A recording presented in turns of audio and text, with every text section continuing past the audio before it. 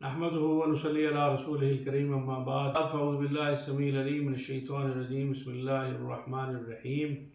واستعينوا بالصبر والصلاة صدق الله العظيم اللهم صل على سيدنا محمد وصحبه سيدنا محمد وبارك وسلم وصلوا علیہ۔ آج ہم بات کریں گے آپ سے پچھلے 2-3 دنوں سے یہ جو جنگ چل رہی ہے، امریکہ نے ظلم کے پہاڑ ڈھا دیے ہیں ایران پر، اور ان کی جو قیادت ہے وہ جو 86 سالہ بزرگ تھے ان کو مار کر پتہ نہیں انہوں نے کیا حاصل کرنا تھا۔ طاقت، دولت اور اس سارے کا نشہ ہوتا ہے جس کی وجہ سے وہ طاقت کا نشہ ہمیشہ سے ایسے ہی رہا ہے کہ وہ مختلف طریقوں سے ظلم کے پہاڑ ڈھاتا رہا ہے۔ تو یہ اس رمضان المبارک میں یہ ثانیہ رونما ہوا کہ اس وقت پوری اسلامی دنیا شدید تکلیف میں مبتلا ہے، خلیجی ممالک، ایران اور یہ سارا۔ تو مسلمان تو چونکہ ایک جسد واحد ہوتے ہیں، اللہ کے رسول صلی اللہ علیہ وسلم نے فرمایا کہ مسلمان ایک جسد واحد ہے، کہ ایک مسلمان کو کسی بھی حصے میں، جسم کے کسی حصے میں تکلیف ہوتی ہے تو پورا جسم بے چین ہو جاتا ہے۔ تو اسی طرح ظلم تو کسی بھی کے ساتھ بھی کیا جائے، چاہے وہ کوئی انسان ہو، جانور ہو، کوئی بھی ہو، تو درد دل رکھنے والا شخص جو ہے نا وہ برداشت نہیں کر سکتا۔ تو اس وقت یہ مقدس اور مبارک مہینہ اس وقت انتہائی اس میں جہاں پہ انوار و تجلیات کا ظہور ہو رہا ہے، وہاں پر دشمن اور جو اسلام دشمن قوتیں ہیں وہ اپنا زور مار رہی ہیں۔ اللہ کریم سے دعا ہے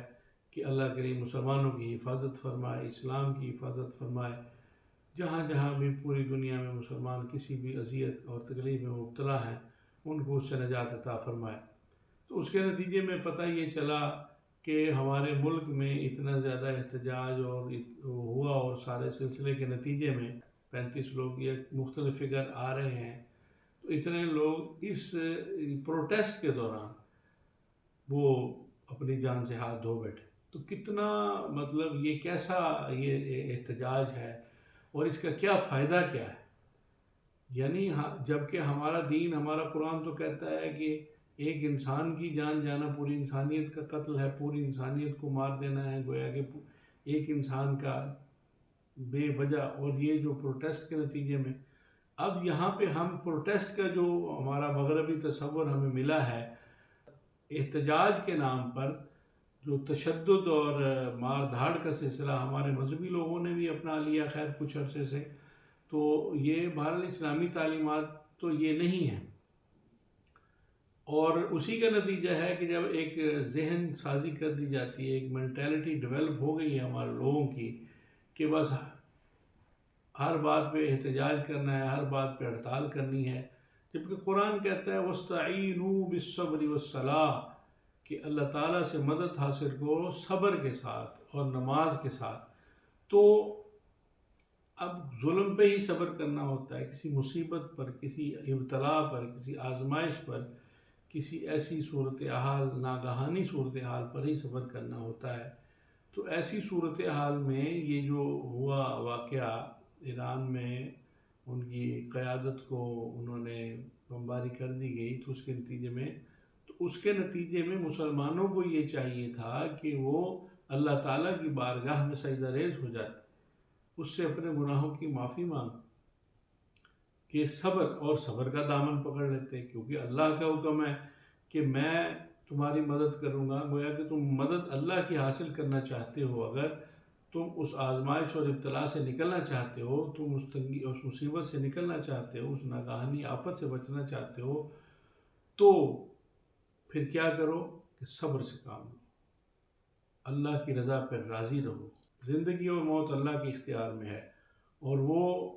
جو لوگ اس واقعے میں دنیا سے چلے گئے، صہیونی قوتیں ہیں، وہ اس لیے یہ سارا کچھ انہوں نے کیا کہ یہ مسلمان ہیں اور مسلمان قوت کیوں حاصل کر رہے ہیں، تو اس وجہ سے اسلام کے نام لیوا ہیں، تو یہاں پہ رجیم کو چینج کر دیا جائے اور دوسری رجیم لے آئی جائے، جس میں ایک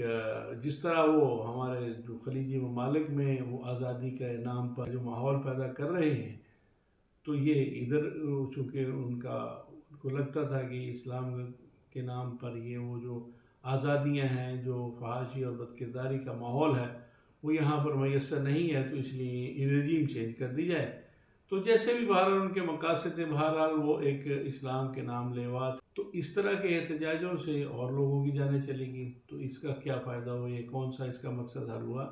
تو یہ اس چیز کی تربیت کرنے کی ہمارے علماء کو، ہمارے بڑوں کو، ہمارے جتنے بھی لوگ ہیں جو جن کی سنی جاتی ہے، جو لوگ جن کو سنتے ہیں، چاہے وہ صحافی ہوں،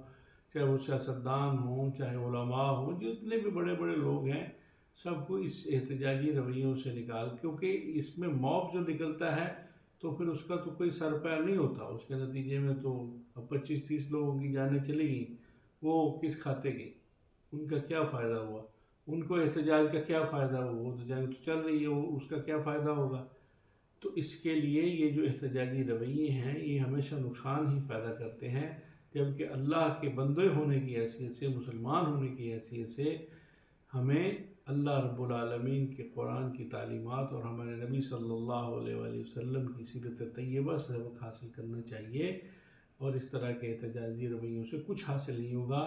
تو صبر کا دامن پکڑنا ہے اور نماز اور اللہ کی بارگاہ میں سجدہ ریز ہو جانا ہے،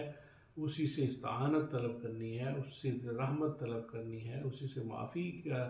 خواستگار ہونا ہے کہ یا اللہ تو ہمیں، ہماری امت مسلمہ کو ہر قسم کی ابتلا و آزمائش سے محفوظ رکھ، ہماری حفاظت فرما۔ آپ ہمارا چینل سبسکرائب کر لیں اور اس کو شیئر اور لائک کر دیں۔ والسلام علی من اتبع الہدی۔